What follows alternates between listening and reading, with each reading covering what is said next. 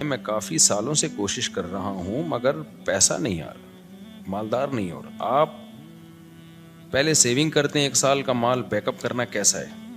پیسہ کمانے کے طریقے ان لوگوں سے پوچھو جو پیسہ کما رہے ہیں. سمجھتے ہو؟ ہم تو نہیں کما رہے, سیدھی سی بات ہے. جو تھوڑا بہت تجربوں کے بعد یعنی کمانے کا مطلب کوشش نہیں کر رہے کمانے کی. ہمیں تو بغیر کوشش کا ہی مل رہا ہے, کیونکہ اب تجربے پہلے میں کر چکا ہوں, انویسٹمنٹ کے ڈبو چکا ہوں. پھر مجھے تعلقات کی بیس پہ ایسے ایماندار تاجر مل گئے کہ ان کے ساتھ جب انویسٹمنٹ کیا تو وہ ایمانداری کی بیس پہ انہوں نے مجھے نفع دینا شروع کیا. تو یہ ہر ایک کو یہ فیسلٹی ملتی نہیں ہے. سمجھتے ہو کہ نہیں سمجھتے؟ تو ایماندار لوگوں کا ملنا بڑا مشکل ہے. اب جب انسان کے تعلقات بہت بڑھتے ہیں تو پھر ایماندار لوگ اس کو لاکھوں میں 2-4 مل جاتے ہیں. اب آپ کو تو لاکھوں ملیں گے نہیں تو 2-4 کہاں سے ملیں گے اس میں؟ تو یہ جو ہے نا پیسہ کمانے کا, ان لوگوں سے پوچھو جو پیسہ کمانے کے طریقے جانتے ہیں. میری تو زندگی پیسے کو لات مارنے میں گزری ہے, نہیں کمانے میں گزری ہے. لوگ یہ سن کے حیران ہوتے ہیں مولوی صاحب باتیں کیسی کر رہے ہیں, اور یہ کوئی خوشی کی بات نہیں ہے کہ لات مارنے میں گزری. بیوقوفی کی ہے میں نے, لیکن کی ہے. یہ کاروبار میں نے کیا تو جان کر اس کو ٹھپ کرنے کی کوشش کی. یعنی میرے پاس کسٹمر جب آتا تھا نا, 2007-8 کی بات کر رہا ہوں, میرا شہد کا بزنس تھا. گھر میں شہد کا اسٹاک پڑا ہوا ہوتا تھا. یہاں بندہ آ کے کہتا تھا جی 1 کلو آپ بیری کا شہد, یہ کیش اماؤنٹ دے رہا ہوں, آپ لے آئیں جا کے. میں کہتا اوپر کون جائے یار, سیڑھیاں چڑھ کے جانا پڑے گا, لے کر آنا پڑے گا. تو میں کہتا تھا ایسا کریں آپ کل آ جائیں, کائنڈلی آپ کب آ جائیں. وجہ اس کی یہ تھی کہ مجھے یہ تھا کہ ناشتہ میں نے کر لیا, دوپہر کھانا میں نے کھا لیا, رات کا کھانا پڑا ہوا ہے, مدرسے سے اتنی تنخواہ مل رہی ہے کہ میرا راشن پانی 2 گھروں کا ہو جاتا ہے. مہینے کے بعد کچھ نہیں بچتا تو تنخواہ آ جاتی ہے. تو اور اگر جامعہ سے تنخواہ نہیں ملے, بعض دفعہ وہاں بھی حالات ایسے چلتے رہتے ہیں 2-2 مہینے, تو دکان والے سے اتنے تعلقات ہیں وہ کریڈٹ پہ دے دیتا ہے. جب 2 مہینے بعد تنخواہ ملے گی تو 2 مہینے کے اکٹھے پیسے نمٹا دیں گے اس کو. تو ایسے ہمارا حساب کتاب چل رہا تھا. تو مجھے یہ تھا کہ یار میری خواہش کیا ہے, گھر پراپرٹی تو میری خواہش نہیں ہے. ایک گھر مسجد نے دیا ہوا ہے, ایک جامعہ تو رشید مجھے اس کا رینٹ دیتا ہے, میں جامعہ میں ٹیچر ہوں. تو گھر کا رینٹ, وہ 2 بیویاں تھیں میری اس وقت, تو ایک کا رینٹ جامعہ دے رہا ہے, گیس بجلی کا بل, اور ایک گھر مجھے مسجد میں امامت ہے. تنخواہ تھوڑی ہے لیکن مجھے یہ سہولت ہے, انہوں نے گھر دیا ہوا ہے. اور مجھے کیا ضرورت ہے پیسہ, میری جو اپنی کھوپڑی تھی وہ یہ تھی.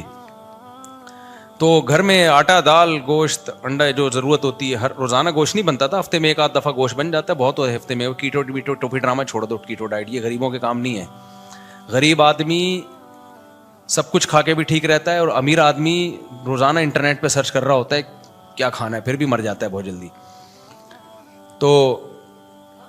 تو ظاہر ہے ہم اپنی کیٹو بھی کھائیں گے تو اپنی حیثیت کے حساب سے کھائیں گے نا.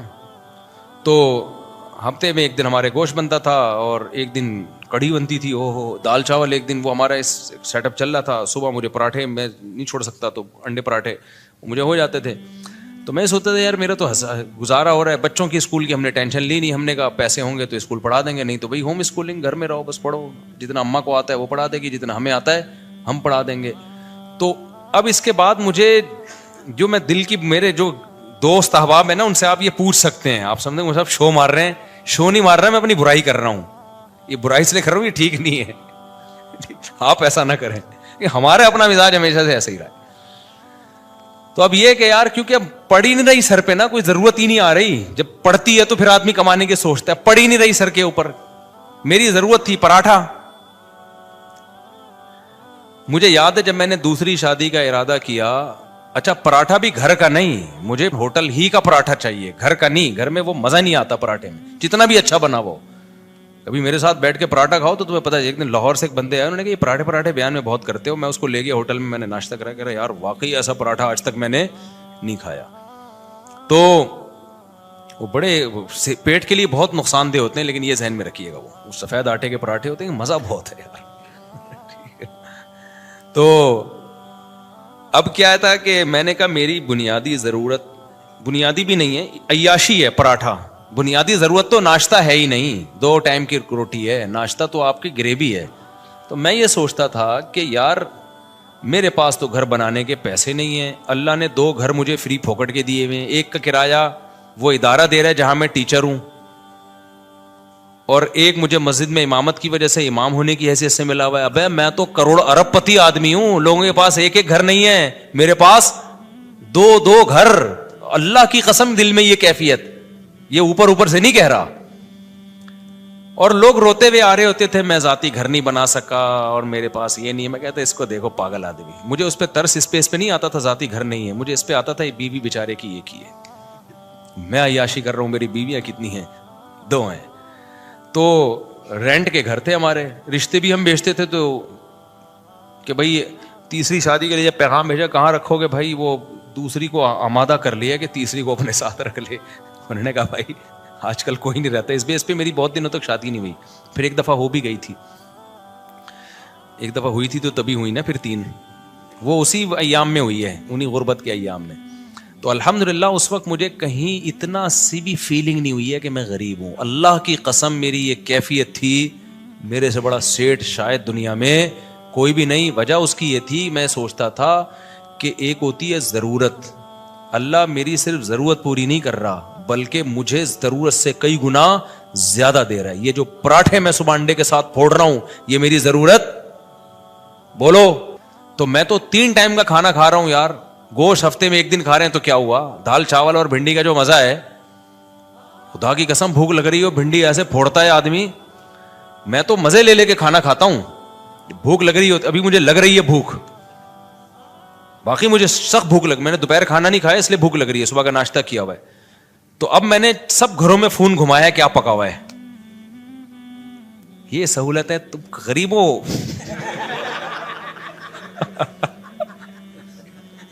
अब मेरा तुम्हें गालियां देने का दिल चाह रहा है। हमने फोकस किया शादियों को, जो नेचुरल है, तुम फोकस करते हो बहरिया टाउन को, गाड़ियों को, ये नेचुरल थोड़ी है यार। जो नेचुरल लज्जतें हैं वो तो बीवी और बच्चों में है, समझते हो कि नहीं समझते?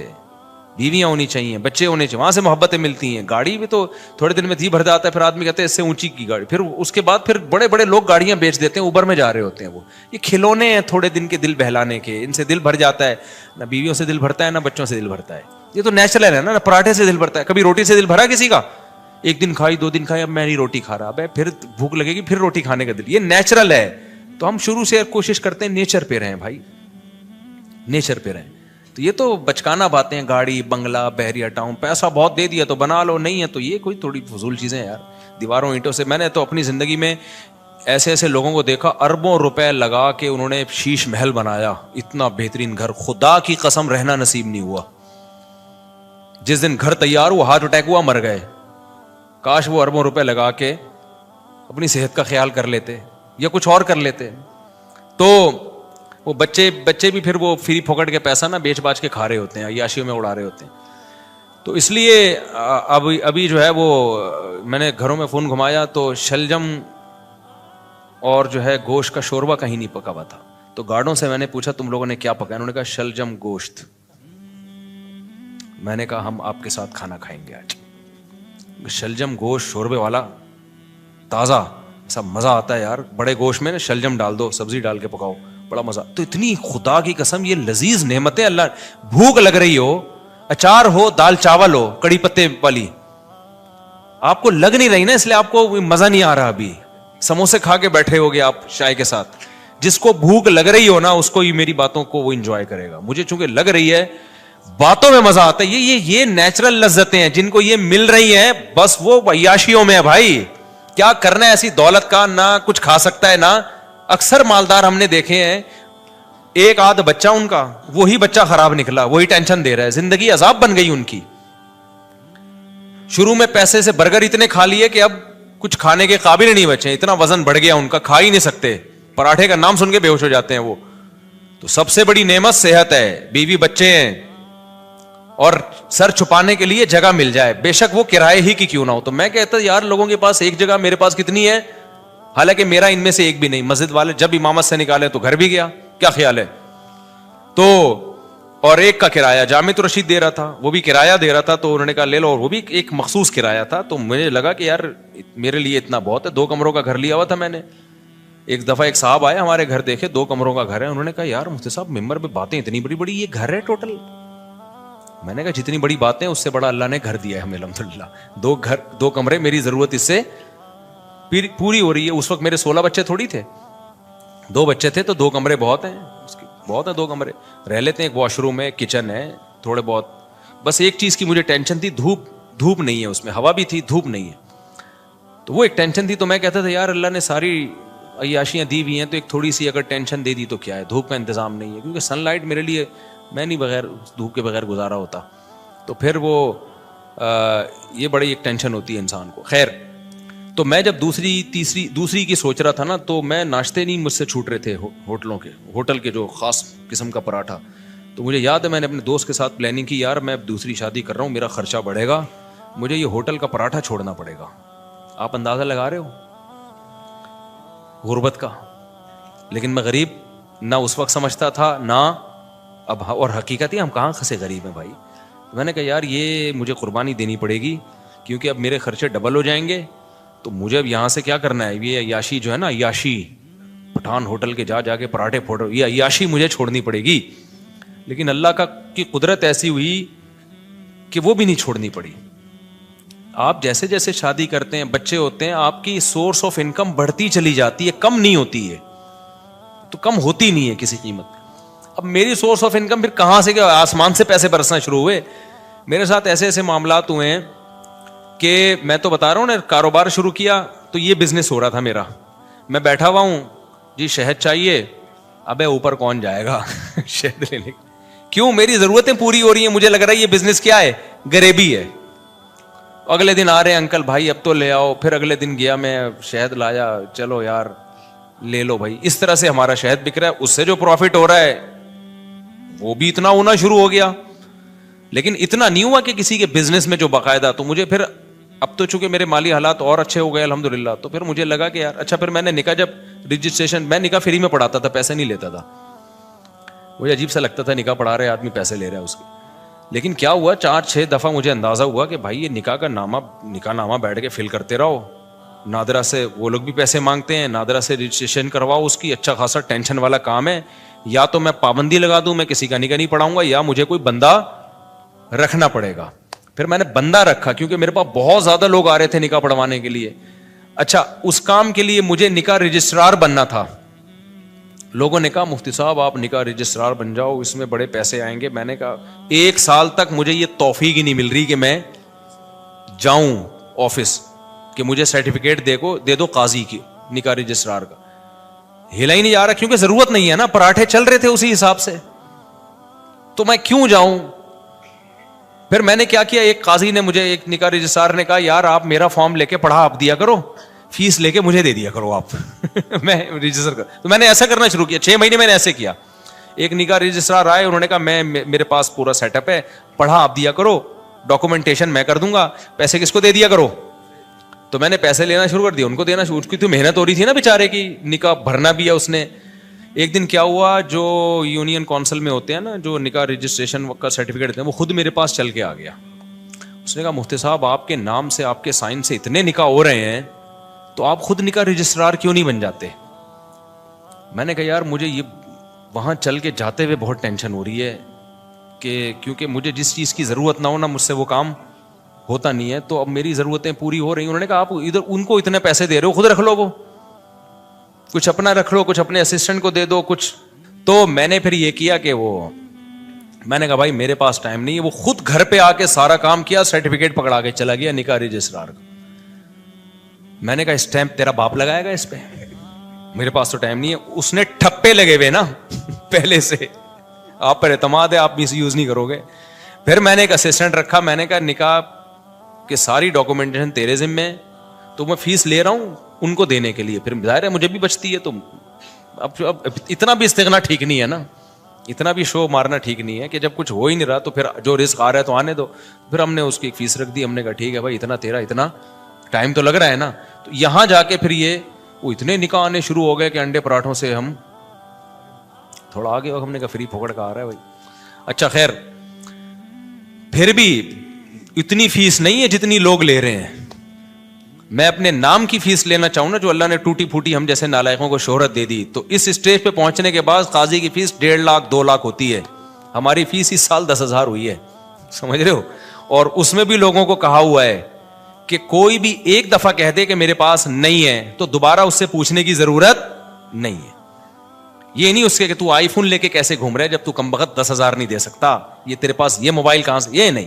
اس کو میں نے اسسٹنٹ کو بتایا بھائی جو ایک دفعہ کہہ دینا کہ نہیں دے سکتا, دوبارہ پوچھنے کی ضرورت بولو نہیں ہے, فری میں پڑھائیں گے. تو فری میں بہت سارے نکاح پڑھاتا ہوں, اور تعلق والوں سے تو کوئی ایک روپیہ بھی نہیں ہوتا, بلکہ اسسٹنٹ کو اپنی جیب سے دے رہا ہوتا ہوں کہ یار تیری محنت تو لگ رہی, نادرا میں تو خرچہ ہو رہا ہے نا, مجھ سے لے لینا پیسے. وہ سمجھ میں نہیں آ رہی میرا خیال ہے بات. تو ہم نے تو پوری زندگی کوشش کی ہے نالائقی میں پیسے کو لات مارنے کی. یہ شادیاں بچوں ہی کی برکت ہے جو اللہ کھلائے. اللہ نے مجھے زندہ رکھا ہوا اب تک اس لیے تاکہ 15 سال پہلے جو میرے ساتھ دوست تھے نا, جو کہتے تھے تم شادیاں کر رہے ہو, پیسہ ہے نہیں تمہارے پاس, بھوک سے مرو گے, تو اللہ نے مجھے اب تک زندہ اس لیے رکھا ہوا ہے یہ بتانے کے لیے کہ ان کو بتا دینا کہ اس بچوں کی سپیڈ بھی کم نہیں ہوئی ہے, شادیوں کی سپیڈ میں بھی کوئی کمی نہیں آئی ہے, اور اللہ کیسے کھلا رہا ہے کیسے پلا رہا ہے. ایک اہل حدیث دوست ہیں میرے, 2010 یا 11 میں مجھ سے ملنے کے لیے آئے تھے. اتنی بڑی داڑھی ان کی, لال نا کلر, وہ مہندی لگائی ہوئی انہوں نے. میری 4 شادیوں والی کتاب پڑھی انہوں نے. ابھی میرا کل ان سے فون پہ, پرسوں ان سے فون پہ بات ہوئی ہے, اس لیے میں یہ واقعہ سنا رہا ہوں. وہ آئے, کہتے ہیں آپ نے کیا کتاب لکھی ہے مفتی صاحب. اچھا انہوں نے میرے حالات دیکھے, میری پھٹ پٹی, انہوں نے مجھے اپنے گھر میں دعوت کی. انہوں نے کہا یار میں نے ایسی کتاب آج تک نہیں پڑھی. بڑے متاثر تھے. یہ وہی ہے جن کو تبلیغ میں نہیں میں نے بتایا تھا کہ وہ سارے فرقوں میں دھکے کھا کے آخر میں گئے تبلیغ میں, وہ یہ وہی ہیں, بروہی ہیں, بروہی. تو بلوچستان سے ان کا تعلق ہے. انہوں نے میری گھر میں دعوت کی, میں اپنی پھٹ پٹی پہ گیا. اچھا اس وقت بھی ہمارا ہم پھٹ پٹی کو سمجھ رہے تھے لینڈ کروزر ہے ہماری, غربت کا تو اس وقت بھی احساس نہیں تھا, کیونکہ بھائی لوگوں کے پاس یہ بھی نہیں ہوتی یار. تو ہم تو پھٹ پٹی بھی جا رہے ہیں, ٹرن کر کے پہنچ گئے. مجھے یہ خوشی ہوتی تھی کہ اس کے پیسے میرے پاس ہیں الحمدللہ, میں پیٹرول ڈال سکتا ہوں اپنے خرچے پہ. تو ان کا پرسوں فون آیا, انہوں نے کہا مفتی صاحب مجھے آپ کا وہ زمانہ یاد ہے, اور کہتے ہیں میں آپ کا ہر جگہ دفاع کرتا ہوں, ہر جگہ دفاع کرتا ہوں, کہ اس آدمی نے اس وقت یہ بات کہی تھی کہ پیسہ مت دیکھو, شادیاں کرو, نسل مت روکو. کہہ رہے اب لوگ نا آپ کی ریوو پہ اعتراض کرتے ہیں, یہ مفتی ریوو میں گھوم رہا ہے, یہ مفتی امریکہ جا رہا ہے, یہ مفتی جاپان جا رہا ہے, یہ مفتی سوئٹزرلینڈ جا رہا ہے, یہ مفتی یہ وہ. بھائی جب ظاہر ہے نوٹ آئیں گے تو شادیاں تو ہوں گی. کہہ رہا ہے میں ہر ایک کے ساتھ سامنے دفاع کرتا ہوں کہ میں اس مفتی کو جتنا جانتا ہوں آپ لوگ نہیں جانتے. اس مفتی کے پاس بچے پہلے آئے ہیں, بیویاں پہلے آئی ہیں, ریوو, اور ابھی تک یہ ریوو میری نہیں ہے, کرائے پہ ہے. اچھا یہ میں ویسے ہی راز کی بات بتا دوں, لیکن ہم اس کو کیا سمجھتے ہیں, یہ بینک سے لیوے تو رینٹ دینا پڑتا ہے تو. لیکن بھائی ہمیں اس سے کیا, میری ہے یا رینٹ کی ہے, ہے تو اسٹیئرنگ کس کے کنٹرول میں ہے, میرے کنٹرول, میری ہے بس. کرائے کا گھر ہے, اگر چابی اس کی میرے پاس ہے تو کس کا گھر ہے وہ, مالک مکان میری پرمیشن کے بغیر نہیں گھس سکتا گھر میں. آئے نا اگر بولو تو کیوں آ رہا ہے بھائی, تو میرا گھر ہے. تو اتنا کافی ہے میرا ہونے کے لیے, اس سے زیادہ کی ہوس مت کرو. پھر بہت پیسہ اللہ نے دے دیا تو ٹھیک ہے. اب مجھے گارڈننگ کا بہت شوق تھا, میرے پاس تو زمین ہی نہیں تھی سبزیاں اگانے کے لیے. تو اب ایک ہے تو گورنمنٹ ہی کی زمین ہی ہے, لیکن کسی کام کی نہیں ہے, تو ہم نے یہاں پودے لگانا شروع کر دیے. جب تک کوئی چھیڑ نہیں رہا تو ہم اپنی سمجھ رہے ہیں. ابھی میں نے اس کا ولاگ بھی بنایا ہے, لوگ سمجھ رہے ہیں مصطفیٰ کے پاس بڑا ایریا زبردست, حالانکہ وہ گورنمنٹ کی زمین ہے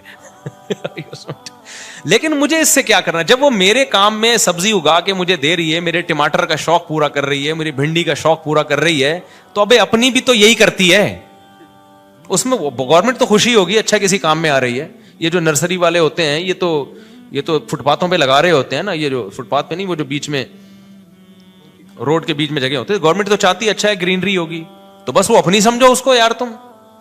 تو مجھے کیا کرنا ہے کہ کاغذ میں میرے نام ہو. بھائی جو چیز میرے استعمال میں ہے وہ کس کی ہے, آپ نے پراٹھا اپنے خرچوں سے خرید کے مجھے اس میں شریک کر لیا, تو یہ پراٹھا کس کا ہے, میرا ہے, مزہ وہی آئے گا اس میں.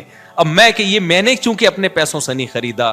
ابے تو بے وقوف آدمی ہے, تو کسی اور کے پیسوں سے اگر تو تجھے پراٹھا کھلا رہا ہے, اور تیرا دوست ہے, کوئی بھیکاری بن کے نہیں کھلا رہا, کوئی ایسا نہیں کوئی بعد میں تجھے تانے دے رہا ہو, تو تمہیں تو نوالا پیٹ میں جا رہا ہے نا, تمہاری تو بنیادی ضرورتیں پوری ہو رہی ہیں. اب تمہارے خرچے پہ ہو, کسی اور کے خرچے پہ ہو, تمہیں آم کھانے سے مطلب ہے, تمہیں پیڑ گننے سے مطلب نہیں ہونا چاہیے. تو میرے رب کے مجھ پر احسانات ہیں.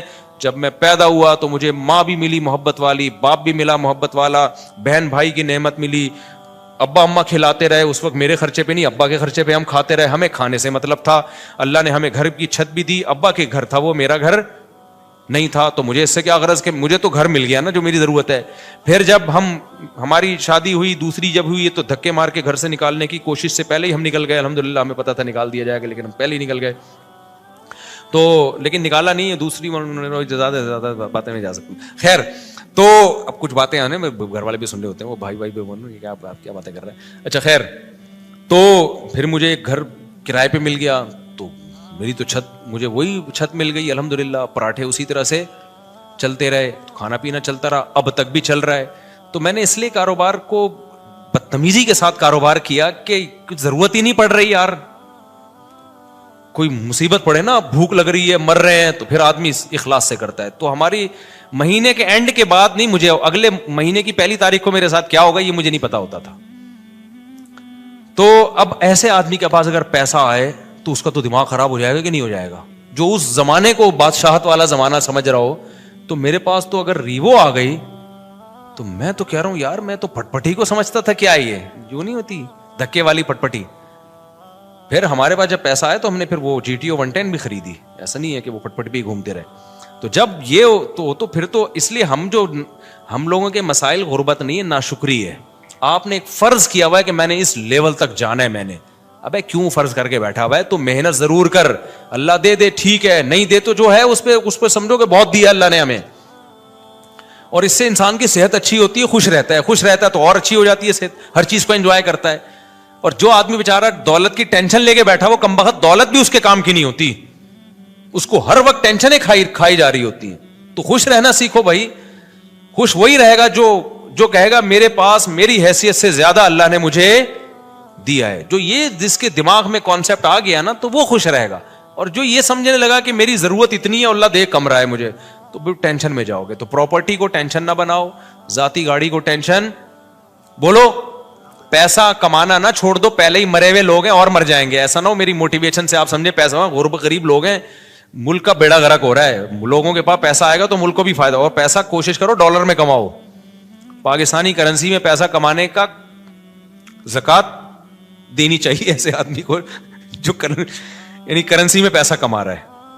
تو پیسہ کماؤ ڈالر میں. ہم تو لوگوں کو ترغیب دیتے ہیں باہر سے پیسہ لے کر آؤ. تبھی میں لوگوں کو کہتا ہوں یوٹیوب چینل بناؤ, ولاگنگ کرو, کچھ بھی کرو. ابھی تو میرا ایونٹ تو اسلام آباد میں یہی تو ترغیب دینے کے لیے تھا کہ یہ جو یوٹیوب ہے نا بہترین, یہ جو یوٹیوب کی ارننگ کے جو حرام ہونے کے لوگ کہتے ہیں نا حرام ہے, اس کو تو میں کئی دفعہ دلائل دے چکا ہوں. لوگ کہتے ہیں احتیاط والے پہلو پر عمل کریں اگر حلال حرام میں بہتر. بھائی احتیاط والے پہلو پر اگر آپ عمل کر رہے ہو تو دوسری احتیاط چھوٹ رہی ہے. اب یہ جو یوٹیوب ہے, سوشل میڈیا ہے, یہ ریمیڈنس لانے کا ایک بہت بڑا ذریعہ ہے. اگر آپ اسی کو حرام قرار دے دیا, ایک تو خالص حرام ہے, وہ تو کبھی بھی حلال نہیں ہو سکتا. لیکن اگر گنجائش کا پہلو نکل رہا ہے تو لوگوں کو دینا چاہیے, اس لیے کہ ریمیڈنس جتنا زیادہ ملک میں ابھی آئے گا وہ یوٹیوب فیس بک کے ذریعے آئے گا. جتنا اس کے ذریعے آ رہا ہے کسی اور ذریعے سے نہیں آ رہا. اس سے آپ کا ملک تھوڑا سا تو اسٹیبل ہوگا نا, آپ کا کنٹری. اس پہ لوگ ہمیں کہتے ہیں اصل میں اپنے چینل ہے نا اس لیے یوٹیوب کی ارننگ حلال ہے. جب ہمارا چینل نہیں تھا تب ہم نے یوٹیوب کی ارننگ کو حلال ہونے کا فتویٰ دیا تھا 2014 میں. اس وقت ہمیں پتہ ہی نہیں تھا یوٹیوب چینل ہوتا کیا ہے. پتہ تو اب بھی نہیں ہے کیونکہ ابھی بھی ہمارا چینل کسی اور نے بنایا ہے, لیکن اس وقت تو پتہ ہی نہیں تھا کہ اس میں کوئی سورس آف انکم بھی ہے, کچھ بھی نہیں پتا تھا اس بارے میں. تو اس وقت ہم نے جائز ہونے کا فتویٰ اسی وجہ سے دیا تھا کہ بھائی اس میں دونوں پہلو نکل رہے ہیں, لیکن جائز ہونے والے پہلو کو ترجیح دی جائے گی. کیونکہ اصل جو یوٹیوب سے آپ کو ارننگ ملتی ہے وہ پروڈکٹ کو پروموٹ کرنے کی ملتی ہے. اس میں جو لڑکیاں آ رہی ہیں وہ ایک اضافی چیز ہے, پیسے اس کے نہیں مل رہے. جیسے موبائل کی دکان پہ آپ لڑکی کو بٹھا دو تو بٹھانا غلط کام ہے. آپ نے اگر خود بٹھایا ہو, کسی اور نے بٹھایا تو وہ آپ کو گنا بھی نہیں ملے گا اس کا. تو یوٹیوب ہمارے مشورے سے تھوڑی لا رہا ہوتا ہے وہ اشتہار میں لڑکیوں کو. تو آپ نے اگر موبائل کی دکان پہ لڑکی بٹھا دی ہے تو لڑکی بٹھانا غلط عمل ہے, لیکن اس سے آپ کی ارننگ تھوڑی حرام ہو جائے گی کیونکہ لڑکی دیکھنے کے پیسے تھوڑی لوگ دے رہے ہیں نا. آپ کو نہیں یاری سمجھ میں رکھا ہے. اب دیکھو آج کل لوگ کیا بڑی غیر اخلاقی حرکت کر رہے ہیں کہ ان کی دکان چل نہیں رہی ہوتی تو کسی حسینہ کو لا کے بٹھا دیتے ہیں موبائل شاپ پہ. آپ کو پتا ہے قوم ٹھرکی ہے, شادیاں وادیاں تو کرتی نہیں ہے, تو کہیں سے بھی ان کو اسمیل آ جائے نا کسی لڑکی کی تو وہاں پہنچ جاتے ہیں. وہاں بیٹھو داڑھی مونچھوں والا عجیب سا بغلیں کے بال بڑے ہوئے اس کے وہ بیٹھا ہوا ہے وہاں پہ, اور ایک میں کوئی حسینہ بیٹھی ہوئی ہے موبائل بیچ رہی ہے. تو کراؤڈ کدھر, ٹھرکیوں کا کراؤڈ کدھر جاتا ہے؟ کہتے ہیں چلو موبائل ملا نہ ملا اس بہانے کسی انٹی سے بات کا موقع مل جائے گا, تو وہاں چلے جاتے ہیں. موبائل بھی اس بہانے بک جاتا ہے. تو یہ غیر اخلاقی حرکت ہے نا. لیکن کوئی مفتی یہ نہیں کہے گا کہ وہ جو موبائل فروخت ہوا ہے اس کی ارننگ حرام ہو گئی ہے. اس لیے کہ ارننگ اس لڑکی سے بات چیت یا بد نظری کی نہیں ہے, اس کو جو پیسے مل رہے ہیں وہ اس موبائل کے عوض میں پیسے مل رہے ہیں. تو یہ عمل غلط ہے کہ آپ لوگوں کو غلط طریقے سے کھینچ کے لا رہے ہو, لیکن اس سے ارننگ حرام نہیں ہوگی. اور یہ بھی عمل جب غلط ہے جب آپ نے کیا ہو. تو یوٹیوب پہ جو مونیٹائزیشن کے بعد آپ کو پیسے ملتے ہیں وہ کمپنیوں کی پروڈکٹ کو پروموٹ کرنے کے پیسے ملتے ہیں. وہ پروموٹ کرنے کے لیے لڑکیوں کو بھی بیچ میں گھسیڑ دیتے ہیں وہ, تو یہ غلط کر رہے ہیں. لیکن یہ آپ غلط نہیں کر رہے, یہ کون غلط کر رہا ہے؟ یہ گوگل غلط کر رہا ہے. تو گوگل ہمارے پاس ہوتا تو ہم نہیں کرنے دیتے اس کو. تو یہ آپ کے اختیار میں تھوڑی ہے. اس کی مثال ہے, آپ نے کرائے پہ کسی کو دکان دے دی موبائل بیچنے کے لیے, آپ نے کہا بھائی مجھے اتنا رینٹ چاہیے, اس نے لڑکی لے جا کے بٹھا دی. لوگ کہیں گے آپ کی دکان میں لڑکیاں بیٹھی ہوئی, آپ کہیں گے بھائی یہ میرے اختیار میں نہیں ہے, یہ میں نے کسی کو رینٹ پہ دی بھی ہے, اور میں نے شراب کی دکان نہیں کھولی, اس پہ شراب بیچنے کی اجازت نہیں ہے. اب وہ بیٹھا ہے, یہ اس کو سمجھاؤ, تبلیغ میں سیر روزہ لگواؤ اس کا, تاکہ وہ یہ کام نہ کرے. تو یہاں بھی ایسا ہی ہو رہا ہے. اس لیے مفتی کا کام ہوتا ہے, جو مفتیان کرام ہوتے ہیں, ہر پہلو سے فتویٰ دو. ہمارے پاس 2013-14 میں یہ یوٹیوب کی مونیٹائزیشن کے سوالات آئے تھے, اس وقت علماء کا پینل بیٹھا تھا پوری ڈیٹیل کے. اس وقت ہمارا کوئی چینل نہیں تھا, نہ ہمارا ارادہ تھا, اور 2-3 سال کے بعد بھی لوگوں نے بتایا کہ چینل آپ مونیٹائز کر لیں. میں نے کہا چھوڑو یار, ہمیں کیا پیسہ کمانا ہے یوٹیوب, وہی ہمارے تو پراٹھے پورے ہو رہے ہیں. تو پھر بھی نہیں کیا ہم نے مونیٹائز. لوگ کما رہے تھے, ہم نے کمانے دیا ان کو. اس کے بعد پھر یہ جو ایڈمن ہے ہمارے یو ایس اے میں, احمد طالب, انہوں نے 18 میں چینل بنایا, انہوں نے خود یہ مونیٹائزیشن کی ہے. مجھے تو مونیٹائزیشن کا لفظ ہی کئی دنوں کے بعد جا کے یاد ہوا تھا کہ یہ کیا ہوتا ہے. پھر پیسہ بھی انہی کے پاس جاتا ہے. انہوں نے کہا ہم نے وہ لوگ رکھنے, امپلائیز رکھنے چینل کو گرو کرنے کے لیے. تو اگر پھر بھی میں نے بھی بنایا ہو تو اس میں یہ الزام کہ چونکہ اپنے چینل مونیٹائز ہوئے ہوئے, اس چکر میں انہوں نے مفتیوں نے حلال ہونے کا فتویٰ دیا, تو یہ بدگمانی ہے. یعنی مولویوں کو کسی حال میں جو, اگر ہم حرام ہونے کا فتویٰ دیتے ہیں نا, تو پتہ ہے لوگ کیا کہتے ہیں, اب یہ ان کو تو کیا, ان کی تو چارج, ان کے تو نکاح پڑھا کے پیسے آ رہے ہیں نا, ان کے تو ہدیے نذرانے مل رہے ہیں, قوم جائے بھاڑ میں, ان کو بس حلال حرام کی. تو لوگ یہ باتیں کرتے, حلال ہونے کا فتویٰ دیا, اصل میں اپنے چینل کھل گئے ہیں نا ان لوگوں کے, اس لیے یہ کر رہے ہیں. تو وہی ہے, ملامتی فرقہ ہے مولوی تو کسی حال میں. اور کچھ مولوی ایسے ہوتے بھی ہیں, 2 نمبر بھی ہوتے ہیں, لیکن ہمارے ہاں جو فتویٰ دیا گیا ہے وہ اس کسی لالچ کی بیس پہ نہیں دیا گیا. اور میں اور مزید آپ کو ایک احتیاط, ہم نے فتویٰ دیا اس کی مونیٹائزیشن کے جواز کا, لیکن جب ہمارے ایڈمن احمد بھائی نے میرے چینل کو مونیٹائز کیا ہے نا, تو میں نے کہا اس میں میں دوسرے علماء سے بھی فتویٰ لوں گا, اپنے بارے میں میں اور احتیاط کروں گا. ہم نے دوسروں کو تو جواز کا فتویٰ دیا ہے, لیکن اپنے بارے میں اپنی فتوے پر عمل کروں نہ. تو جو ایکسپرٹ مفتیان کرام ہیں, جو مجھ سے بھی زیادہ ایکسپرٹ ہیں, آدھا 1-1 گھنٹہ میں نے بیٹھ کے ان سے پھر اس پہ ڈسکشن کی ہے کہ بھائی اور بھی جتنے پہلوؤں کے لحاظ سے اس پہ غور کیا جا سکتا ہے. تو یہ بات کہاں سے چلی تھی؟ تو یہ مجھ سے پوچھ رہے ہیں کہ پیسہ کمانے کا طریقہ. تو میرے پاس تو ایک ہی طریقہ ہے, شادیاں کرو, بچے اسپیڈ سے پیدا کرو, جب ضرورت بڑھے گی تو رزق کے دروازے بھی بڑھ جائیں گے. لیکن ایسا ہے نہیں, بچے بھی اسپیڈ سے پیدا کرو, رزق کمانے کی کوشش بھی کرو. آپشنل ہمارے ساتھ ایسا ہو گیا کہ ہم نے رزق کو لات ماری, پھر بھی رزق آ گیا. لیکن اللہ کا قانون یہ نہیں ہے. قانون اللہ کا یہ ہے کہ آپ کو شادی بھی کرنی ہے اور کمانے کی فکر بھی. میرے ساتھ شاید اس لیے بھی ہو گیا ہو کہ ہم تو دین کی خدمت کے لیے, میں نے وقف کیا اپنے آپ کو کہ یار ہم ساری زندگی دین کی خدمت کریں گے. تو شاید اللہ کی کوئی رحمت ہو گئی ہو کہ چلو یار ایک بندہ دین کی خدمت میں لگا ہوا ہے, اور عبرت کا نشان نہ بن جائے کہیں 4 شادیوں کے بعد سارا فلسفہ ہی دفن ہو جائے شاید. اور یہ بھی ڈھیل بھی ہو سکتی ہے اللہ کی طرف سے, استدراج بھی, کہ اللہ تعالیٰ میرے کسی عمل سے ناخوش ہوں, اللہ بچائے ایسی بات سے. لیکن بہرحال اللہ کہ ٹھیک ہے ابھی کھا لے بیٹا, تجھے پکڑوں گا میں, اللہ بچا کے. یہ بھی ڈر لگتا ہے ہمیں. تو یہ بہت سارے ہو سکتے ہیں, لیکن جو شریعت کا اصول, قاعدہ اور ضابطہ ہے کہ جیسے نماز پڑھنا فرض ہے, رزق حلال کمانا اور اس کی کوشش کرنا بھی اسی طریقے سے فرض ہے. تبھی میں ان دنوں میں بھی تعریف کے طور پر یہ باتیں نہیں کرتا تھا. میں کہتا یار یہ میں نالائق ہوں, مجھے کرنا چاہیے. جب میرے بچوں کی اسپیڈ اسی اسپیڈ سے پیدا ہو رہے ہیں تو مجھے ان کے فیوچر کی فکر کرنی چاہیے, کچھ کاروبار کرنا چاہیے, کچھ جو ہے نا کمانے کی فکر کرنی چاہیے. تو یہ فکر کرنا فرض ہے. ایسے توکل جائز نہیں ہے کہ ہاتھ پہ ہاتھ رکھ کے بیٹھے رہو کہ چیچو کے پراٹھے کا خرچہ پورا ہو رہا ہے, تو کل جب غربت آئی نا تو پھر بہت بڑی مصیبت کھڑی ہو جاتی ہے. 4 بیویاں مل کے تمہیں چترول لگائیں گی پھر صحیح بات کہ دکان پکوڑوں کی اور باتیں. تو ایک بھی شادی کر رہا ہے اور ایک بھی شادی غربت میں بڑے مسائل کھڑے ہو جاتے ہیں. ایک غربت اللہ کی طرف سے ہوتی ہے, بھائی آپ نے کوشش کی پھر بھی نہیں ہو رہا, تو اس میں تو انسان صبر کرے. ایک اپنی حماقت سے ہوتی ہے, وہ خطرناک ہے, وہ خراب ہے. آج کل جو زیادہ تر غریب ہے نا, ہم وہ اپنی حماقتوں سے ہیں. باقی یہ جو بھائی نے پوچھا ہے پیسے کمانے کا طریقہ, تو بھائی ماہر لوگوں سے پوچھیں آپ یہ دیکھیں آپ کے اندر کیا قابلیت ہے. ایک اہم بات, ابھی جو اسلام آباد میں گئے نا, ایک بڑے بڑے یوٹیوبرز آئے ہوئے تھے, ایک یوٹیوبر نے بڑی پیاری بات کی, ادھر ملیر کینٹ کے تھے وہ. انہوں نے کہا کہ یہ جو بھی پیسہ کمانے کی کوشش کرتا ہے نا, اور وہ چاہے کہ پہلے دن میں آ جائے گا, وہ کبھی بھی کامیاب نہیں ہوتا. آپ تسلی کے ساتھ, محنت کے ساتھ جو آپ کے اندر صلاحیت ہے وہ کرتے رہو. ہم میں سے ہر شخص 2 دن میں کروڑ پتی بننا چاہتا ہے, تو اس سے ڈپریشن کے علاوہ کچھ بھی حاصل نہیں ہوتا. جواری بن جاتے ہیں 2 دنوں میں کروڑ پتی, جوا کھیلنے والے, لیکن 2 دنوں میں پھر وہ بھکاری بھی بن جاتے ہیں. تو وہ جوئے والا طریقہ ہے, حلال طریقے سے ایسا بہت ہی کم ہوتا ہے.